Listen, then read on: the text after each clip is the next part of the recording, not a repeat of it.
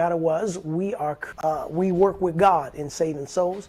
But yes, that's part of it. But our main call, God has created us to bring him glory, serve his purpose, to worship him. And on Sunday, we introduced the concept of worship is obedience. I began to expand. I'm going to continue to expand, but worship is obedience, okay? Because obedience is better than sacrifice. 1 Samuel 13 pours that up. Obedience is better than sacrifice. Either chapter 13 or chapter 15, it eludes me. Nonetheless, worship is what we've been created to do as the church, to bring glory to God. Okay, now I'm going to introduce the statement. I want everybody to get ready to type this statement in, because this is the theme. This is one of the theme statements, or one of the most powerful statements that we are going to focus in on and try to burn in your heart as we teach through these principles. But type this in.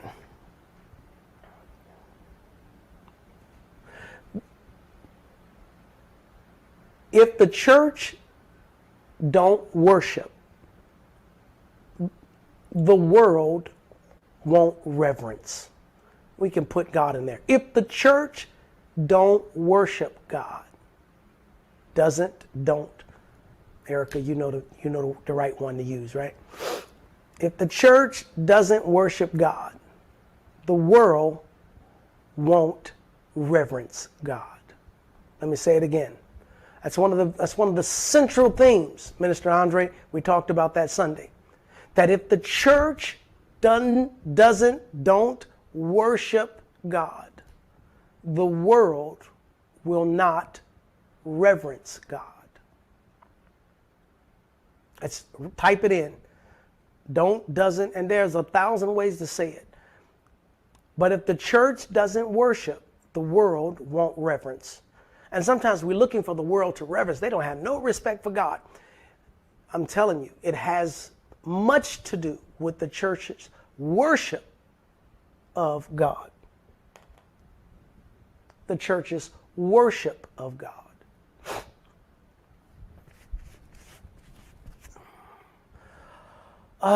There's a lot I want to say. I stuck a pin in something yesterday. I want to come back to that.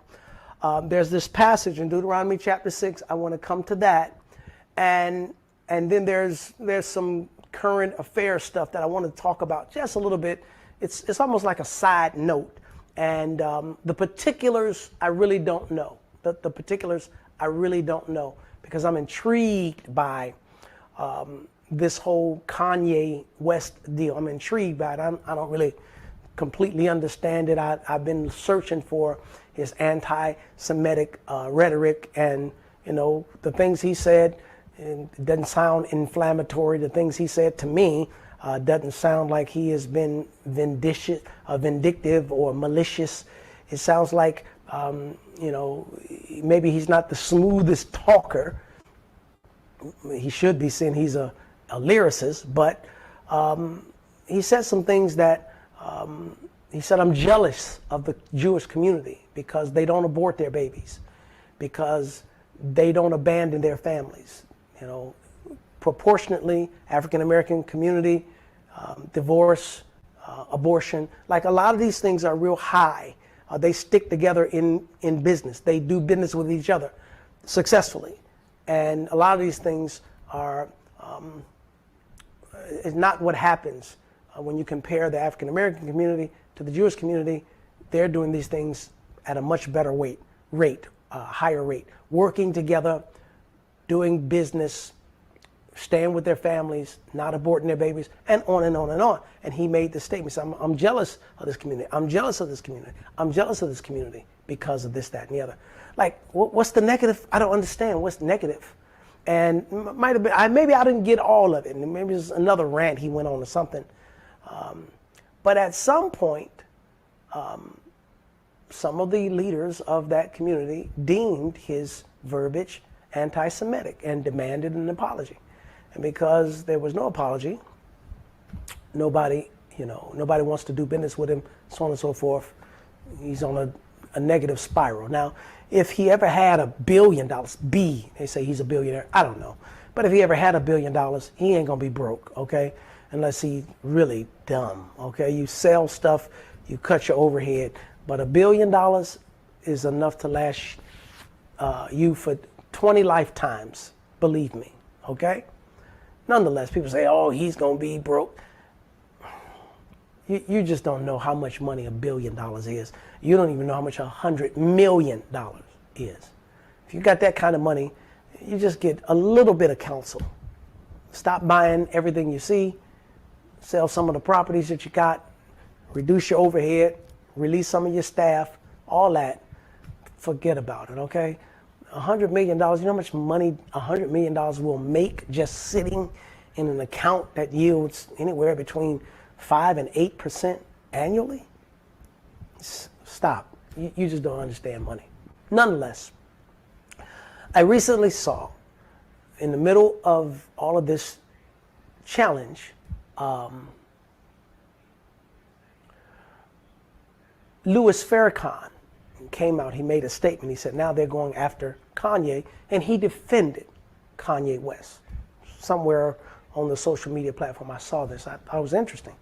And he spoke very sharply towards the different communities that would attack and always are offended. And then they'll use their power to sometimes stifle and to mute the voice of this individual that they're aiming at. And he began to challenge whether or not the rhetoric that Kanye said was true. And in his words, everything he said was true. It's just that this group is so powerful, they just shut him down. They shut him down. And he was very powerful. And he said, they would never come at me like that, so on and so forth. Power is an interesting thing. Power. Man, I wanted to really, I got to get back to this. I put a pin in this. There's Deuteronomy 6, and there's a couple other things I want to talk about, but I'm wading into it. Power is an interesting thing. What is power? Money is power, right? Money is power. Okay, money is power. Numbers are power. Like if you got 100 million followers, like Kevin Hart had, that's power, dude. Doors gonna open for you. Money's gonna flow to you. Forget it. That's power, right?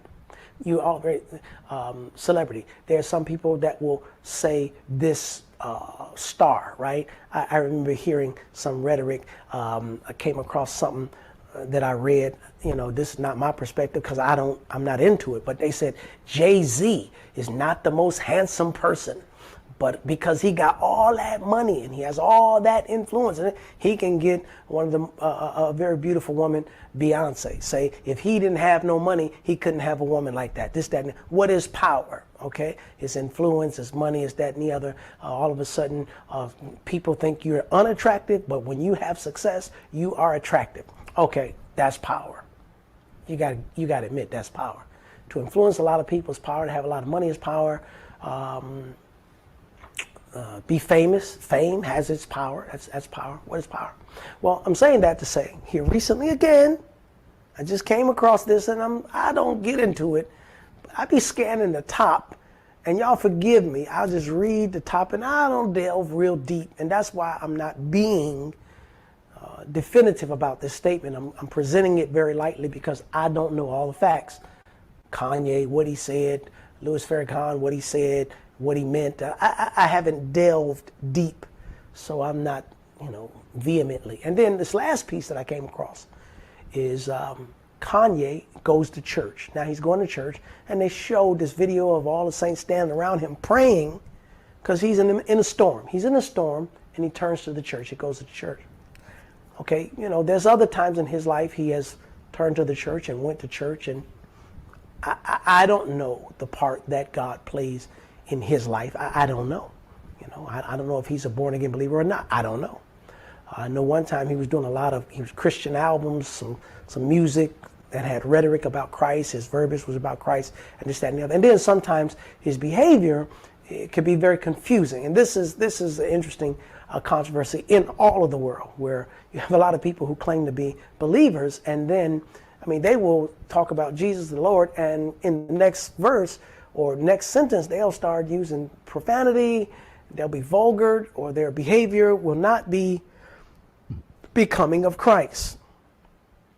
And it's almost like the church, or a testimony that they are a Christian, is pulled out of the pocket every now and then to be used for whatever. Okay. Now, is this what Kanye is doing? Now he's in the midst of a little challenge. I don't know. I don't know. Now I'm circling back around to my major point about worship. Today, I'm going to take it from the standpoint that worship by itself is a big concept that has to do with reverence, respect, honor, and it's not only ascribed to God. That I worship my mother. I have worthship, value for my mom, my wife, my children, my family. I have value. So somebody says, you worship your family? No, I don't bow down, and no, but I do have value for them, and I respect them. My possessions, my automobile, the clothing, the where I live, it has value to me. It has worthship. So there are a lot of things you could ascribe worthship to. You value, but nothing should challenge your worship or your value for God. You know, Jesus Christ makes it plain. Let's see if any Bible people that really could find these verses. Where's that passage at where it says, except you hate your father and your mother, you have no part in the kingdom. Okay, no man that have lost houses and land and forsaken these things for the kingdom, you receive 100-fold in this present time. I mean, there are statements that Christ makes that says that our love for God, in comparison to our love for everything else, must pale, or it must succeed. The love for God must succeed. The love for others must pale in comparison to what we have for God.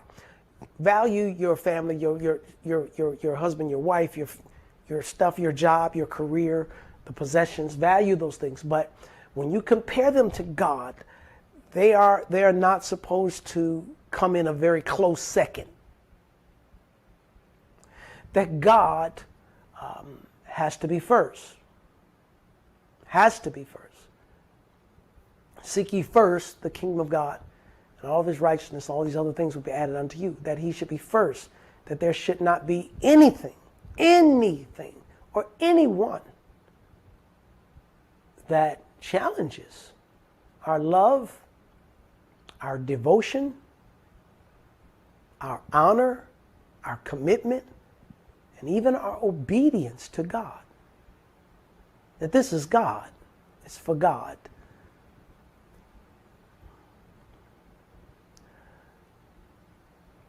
I don't think we got that. That's the thing that I don't think we got. Like, if the way these dominoes line up is true in this Kanye West story, that, you know, he's ascending real high, makes a lot of money, does a lot of things, and then some things happen that are unfortunate, whether he says the wrong thing. Well, anyway, the kingdom that he's built starts coming down, and he's in some challenges and transition. The marriage fails, whatever. And then you turn to God. Like, I don't know. But if that is the case, there's something wrong with that. There's something wrong with that as it relates to relationship, that God is not an insurance policy. You know, he's not an insurance policy. He's not an afterthought. He's not a fail safe. He's not a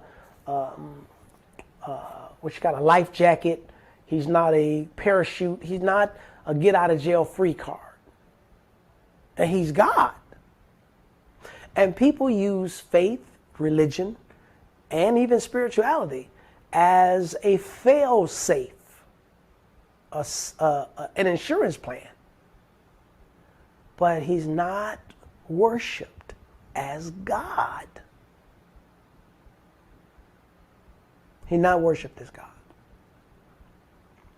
Now, let me address what I stuck a pin in yesterday. I stuck a pin in yesterday, was talking through it, and I began to make the comment that I was coming to the church, and they got an after-hours club joint at the end of the street down there, and it had to be 700 to 1,000 people just trying to go to this drinking club, bar, party situation, whatever is going on. And it was lines of cars, and I couldn't even get to the church at 3 o'clock in the morning. I couldn't get there. We had to wait in the line. And I was really jealous for God. And I was like, wow, look at the commitment that these people have. 3 o'clock in the morning? They're coming to spend more money? They're coming to be out? Oh, yeah, they're going to be here to 6 o'clock in the morning. 6 o'clock in the morning? All night long. They fighting for parking. They paying for parking. They all dressed up. It's just a whole deal, right?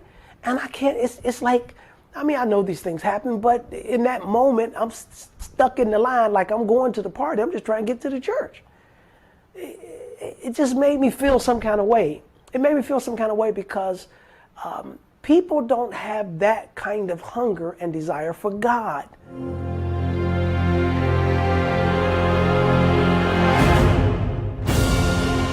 Got to find something in life. Life is gonna take you from nobody.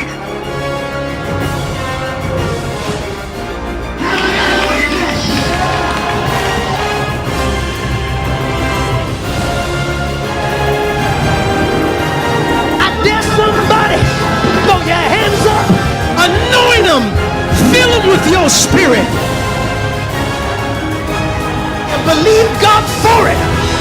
Don't wait till the battle is over. Shout right now.